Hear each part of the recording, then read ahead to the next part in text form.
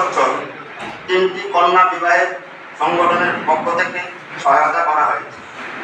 আমাদের নৈতিক অঙ্গীকার এই মঞ্চ থেকে আমরা টিএসসি-এসিএল এর কন্ট্রাক্টর ইউনিয়নের দ্বিবার্ষিক সম্মেলন।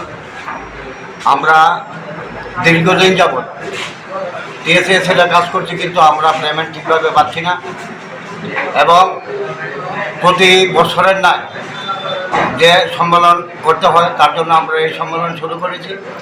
সবাই মিলে আমরা কেন পেমেন্ট পাচ্ছি না তার জন্য আমরা এমডির কাছে 5বার চিঠি দিয়েছি। এমডি আমাদেরকে এখন পর্যন্ত কোনো সদুত্তর দেয়নি। তাই আগামী দিনে আমরা সবাই মিলে এমডির কাছে আবার চিঠি দেব।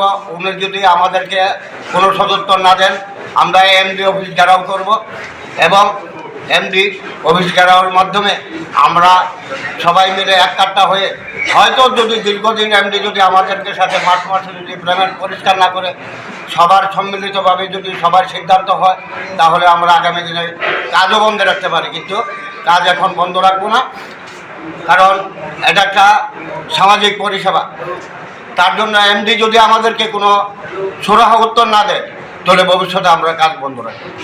এই দপ্তরে যিনি মন্ত্রী আছে ওনার সাথে কি এই ব্যাপারে আপনার কথা হয়েছে? না, আমার মন্ত্রীর সাথে কোনো কথা হয়নি, কিন্তু আমরা মন্ত্রীর কাছেও যাব। হ্যাঁ, মন্ত্রীর কাছেও 3টা চিঠি দিয়েছি, এখন পর্যন্ত কোনো উত্তর আসেনি। আগামী কতদিনের পরে আপনারা আন্দোলনে নামবেন যদি আপনারা উত্তর না পান? 1 মাসের মধ্যে। 1 মাস, 1 মাসের ভিতরে 31শে মার্চের পর আন্দোলনে যাব, যদি আমরা সময় মতো পেমেন্ট না পাই।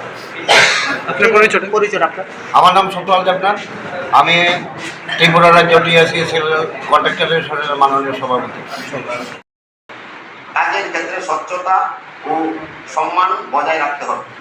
সবশেষে আমি সভাপতি মহাশয়ের কার্যকরী কমিটির সদস্যবৃন্দ